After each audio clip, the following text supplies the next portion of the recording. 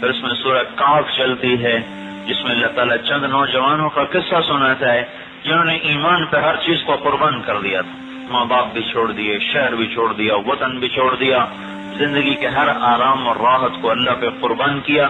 اللہ تعالیٰ کو وہ ایسے پسند آئے کہ ان کو قیامت تک کے لیے قرآن کا حصہ بنایا اور ان کے نام پہ پوری سورت اتار دی، نام بھی اس کا سورہ کاف رکھا، بڑے خوبصورت انداز میں اس کو شروع کیا۔ ام حسبت ان اصحاب الکهف والرقیم كانوا من آیاتنا عجبا